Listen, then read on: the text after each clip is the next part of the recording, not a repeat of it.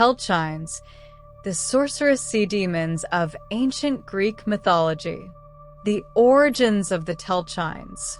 In the depths of ancient Greek mythology lies the mysterious race known as the Telchines, enigmatic sea demons renowned for their magical prowess, craftsmanship, and association with the island of Rhodes. The Telchines are believed to be among the oldest beings in Greek lore, born during the early days of creation, even before the Olympian gods rose to power. Often described as part human, part animal creatures with flipper-like hands and dog-like heads, they possessed a fearsome and unsettling appearance. According to myth, the Telchines were originally benevolent beings, skilled artisans who forged wondrous artifacts and helped shape the world.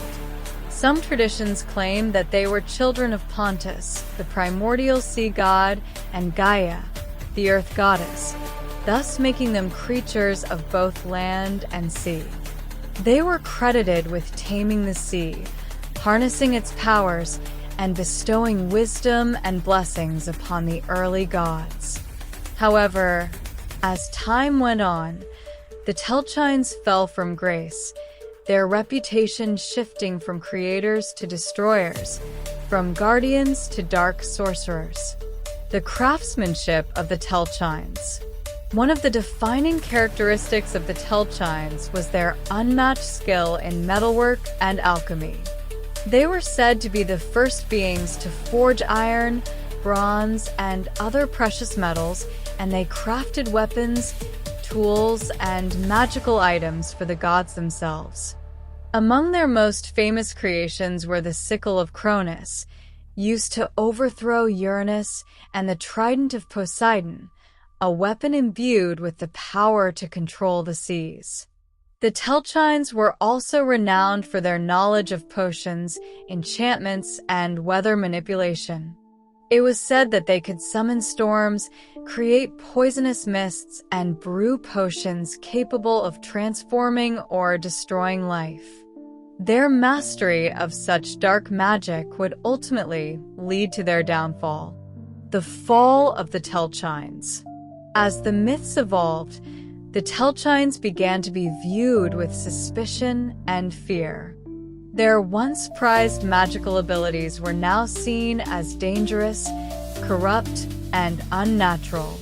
According to some legends, the Telchines became jealous of the Olympian gods and used their powers to spread chaos and destruction. They allegedly poisoned rivers, unleashed deadly storms, and cursed the land with drought and pestilence. The gods, fearing the growing threat of the Telchines, eventually decided to act. Zeus, the king of the gods, sent floods to destroy them, while Apollo, the god of light and prophecy, struck them down with his fiery arrows. In some versions of the myth, Poseidon himself turned against the Telchines, despite having once benefited from their craftsmanship. Only a few Telchines are said to have escaped the god's wrath.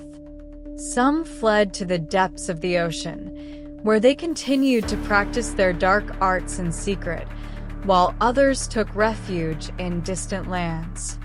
The legacy of the Telchines.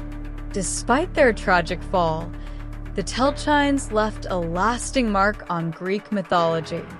Their stories serve as cautionary tales about the dangers of unchecked power and the fine line between creation and destruction.